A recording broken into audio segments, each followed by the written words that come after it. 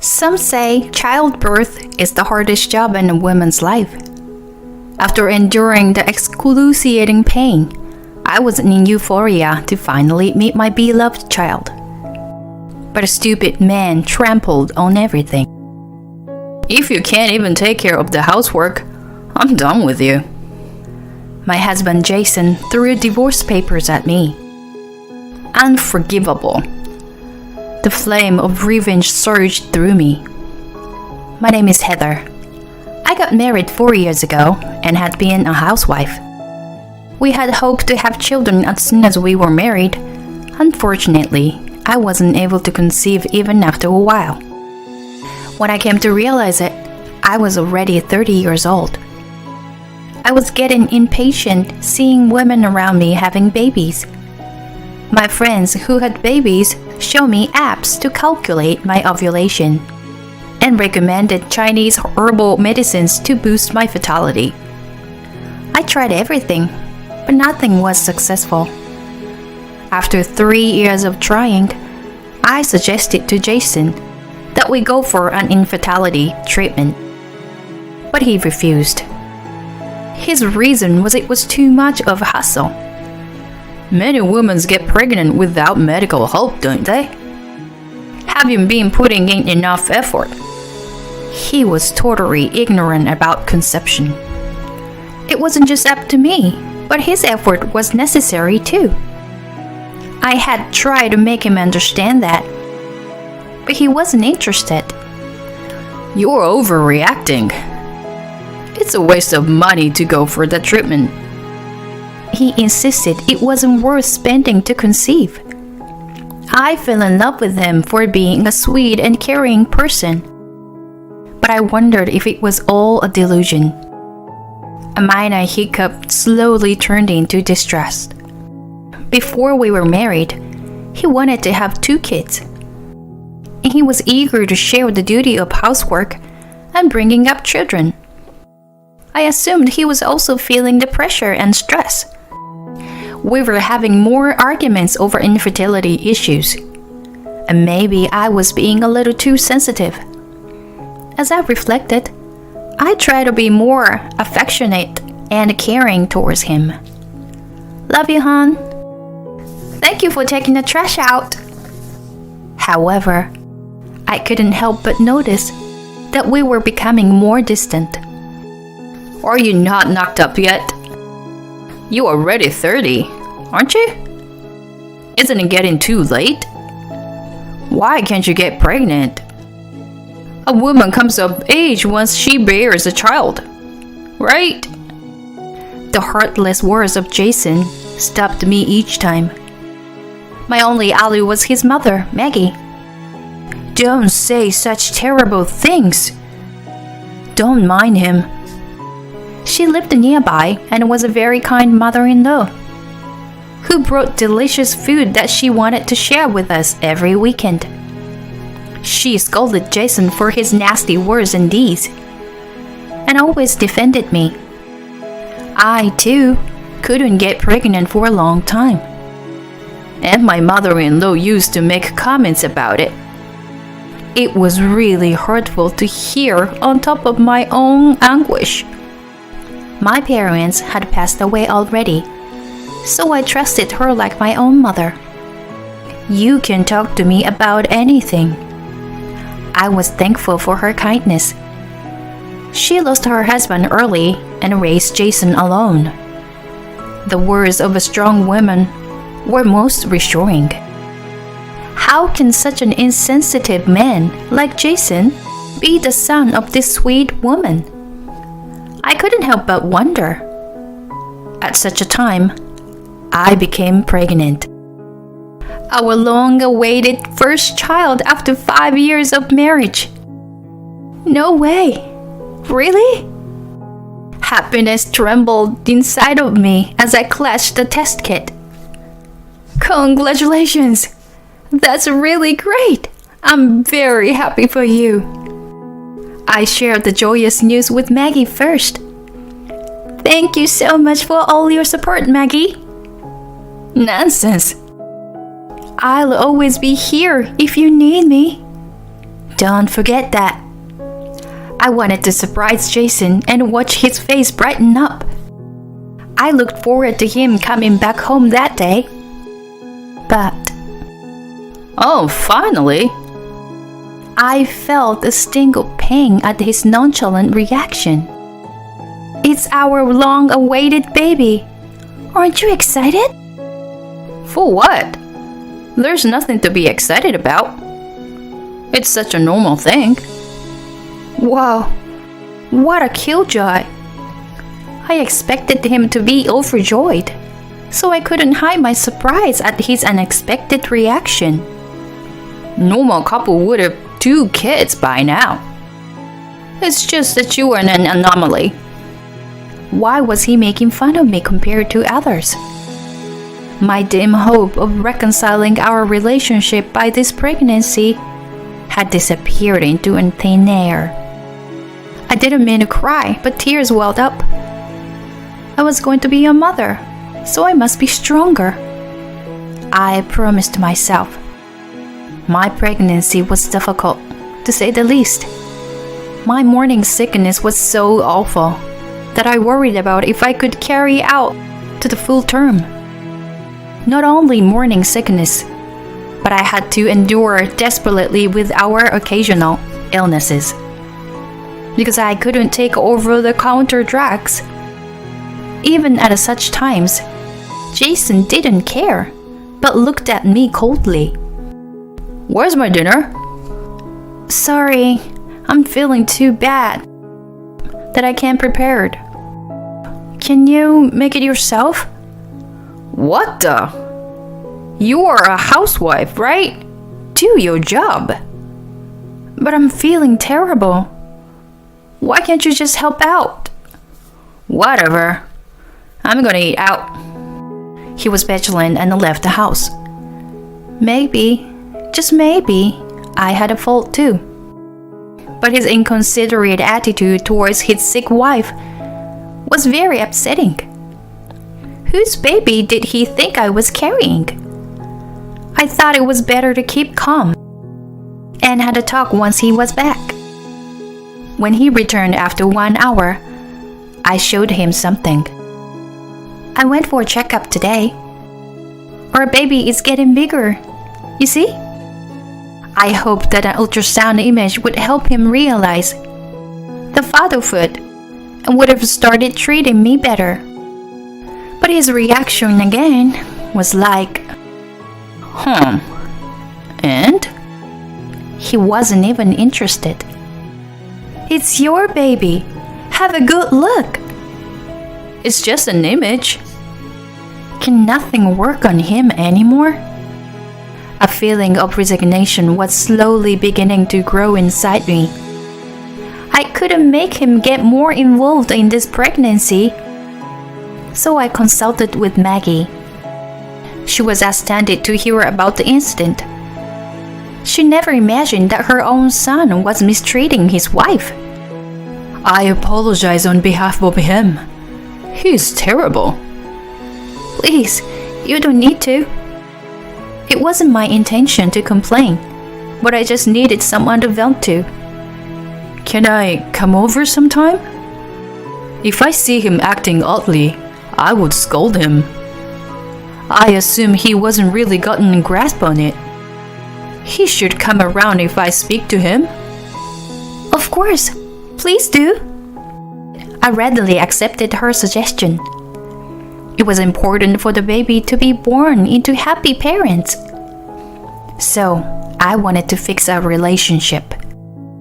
However, my expectation crashed once again.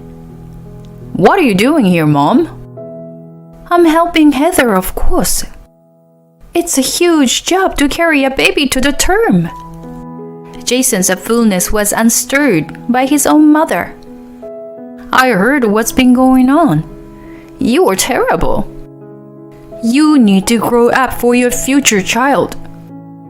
Don't rely on Heather too much. It seemed that absolutely nothing could reach his brain. Why do I need to be preached by you, Mom? Is birthing a child so laudable anyway? Heather's been using her pregnancy as an excuse and slacking on housework. She stays at home and brings no money. But she was going to waste it on infertility treatments. I don't get it at all. I was appalled to find out what he had been thinking. I'm not just slacking. I've been feeling too sick to even do my daily things. Aren't you a housewife? Maintaining good health is part of your job too. Like it was that easy as you say. You know, it doesn't work like that. Blah blah blah. You always have excuses. I'm done here. Me too. I knew it wasn't good for the baby, but I couldn't help raising my voice. He went too far. Calm down. Let's talk it out like adults. Maggie intervened, but there was no use. Jason and I started the Cold War from then on. Maggie tried to mediate between him and me, but all her efforts ended up in the trash. That was all because he refused to talk. He started coming back home late and stayed out almost all day on weekends. We were no longer husband and wife. Nevertheless, I desperately clung to our marriage for the baby. To welcome the baby into the world, I could endure any hardship. I focused on childbirth first and took care of my life from then on. No stress, moderate exercise, and a well-balanced diet. And then came to the day of delivery. The labor was very long, but my healthy daughter was born. It was absolutely unforgettable moment to hold my child for the first time. I was overtaken by love and gratitude for her. Great job, Heather. Congratulations. Maggie, who had been with me all through the labor, was tearing up. By the way, Jason? There was no sign of him anywhere. I couldn't reach him, so I left a message. I'm so sorry for his foolishness. My heart ached for her sorrowful expression. Was it too much to ask for him to be here and celebrate the birth of our first child?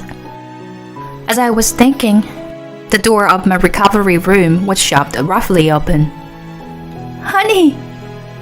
Jason had arrived. Here, take it. He handed me something as soon as he entered. You know, you've been slacking on housework, using excuses of morning sickness and stuff. Such an irresponsible housewife. Just because you've delivered the baby, don't let it go to your head. If you still act the same, I'm divorcing you. I'll reconsider it if you agree to obey my rules. He was waving the divorce papers as he looked down at me.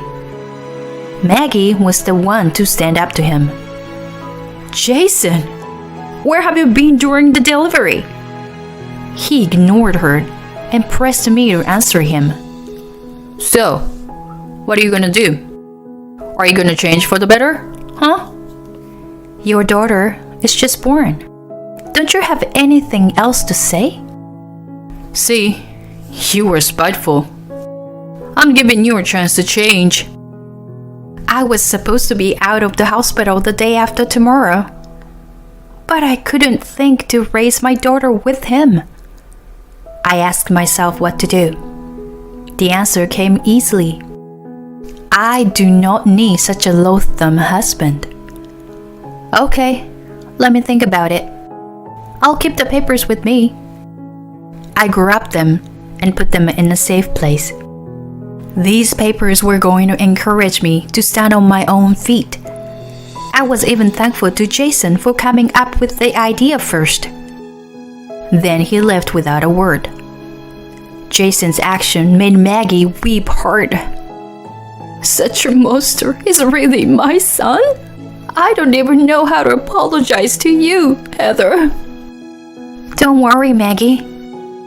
But now, I want to ask you for a favor. I told her about my plan, that I had been warming up in my head for a while, and asked for her help. On the day of my discharge, I left the hospital earlier than planned. I held my beloved daughter and took a taxi to a certain place where we are going to live for the time being. When we arrived, Maggie was already awaiting us. "How are you, Heather? Come inside." "Thank you. But is it really okay?" "Of course. It's been empty for a while now. I've had it cleaned out so you can just move right in." Our new home was the house of Maggie's late parents. She arranged the mover.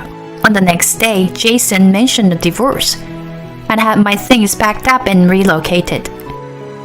I was beyond grateful to her. "Now, what are you gonna do about the divorce?" "Of course I will. We don't need such an awful man in our lives." "I agree. You can make it without him. I will support you whatever you decide to do.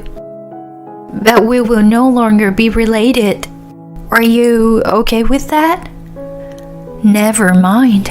I always think of you as my own daughter anyway. No difference from now on." Her kindness warmed my heart. "I always think of you my own mother too. I wish to keep our new friendship for a long time." We smiled and hugged each other tightly. The three of us will get along just fine. Since then, Maggie and I deepened our friendship. The night I was discharged, Jason called me. Hey, where have you gone? "None of your business." The nurse told me you were already gone when I came by. Weren't you supposed to be out in the afternoon? And your things are all gone from the house. What did you do with the divorce papers? It was the right idea to leave earlier. If we had bumped into each other, my plan wasn't gonna work. Of course. I've signed and left them with my lawyer. What?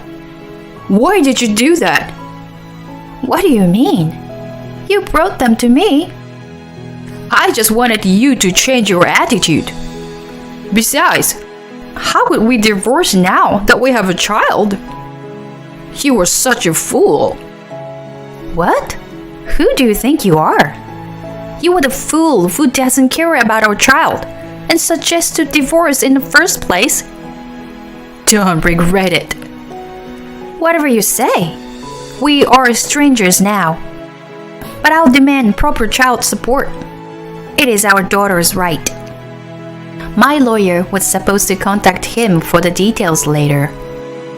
Jason didn't really think that I was going to divorce him, but I didn't care. Have a nice life. I hang up on him and run to my beloved daughter. I had to be strong for her. I couldn't be intimidated by something like this. Afterward, I sent him my child support request through my lawyer. As for the division of property, I decided to hire Maggie's attorney. I was really grateful to have a strong support system. Jason had finally grasped the reality after a call from my lawyer, and he sounded more and more feeble by day over the phone. Babe, I think I've done terrible things to you. I'm really sorry. So what? So, I'm hoping to get back together for the sake of her daughter. Right. Impossible. I could not just forget and forgive. The calamity on the day of my childbirth was deeply rooted in my brain. It was hideous to know that the guy who looked down on me and made fun of me was now such a wimp. Then he started justifying himself. I was really happy when you got pregnant, but I was also anxious, so I took it on you. You should have been sweeter and more attentive to me. If you thought of me before anyone else. Here he was, still blaming me. I was up to the roof. I blurted out all my frustration at him. How old are you? You sound like you misunderstand a wife as a mother. What an immature baby. You wanted to take care of? That's exactly what I wanted from you. When I would stress about not getting pregnant and sick during my pregnancy, you never showed a hint of sweetness. You only care about yourself. I'll never forgive you. You must not ever get married. You better end your life alone and lonely. I'm serious. Don't ever get in touch with us. I get chills just hearing your voice. I hang up the phone. Wow, I finally hurled out all the frustrations and resentment. I felt so much better than I expected. Are you feeling okay? Yes, so much lighter. We gave high five to each other. We had to become like real mothers and daughters. After that, Jason became a center of gossip at work. People were curious about the divorce right after childbirth, which sounded more like a soap opera. He was too lonely living alone, so he went out binge drinking with his colleagues. Out of his drunkenness, he explained the tiny details of our divorce, which backfired and isolated him from the others. He felt too uncomfortable in the office and suddenly resigned. The fact he told people what exactly happened proved he still wasn't sorry at all. Instead of being sympathized by his colleagues, he was applauded.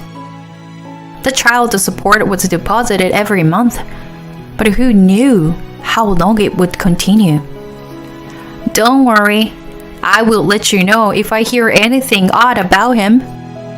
My relatives and I have been watching him. Maggie was the one who told me about his resignation and the reason why.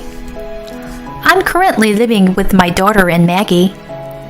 It's an unusual combination, but a grandmother's love for my daughter is a big part of her life. Do you want to marry again?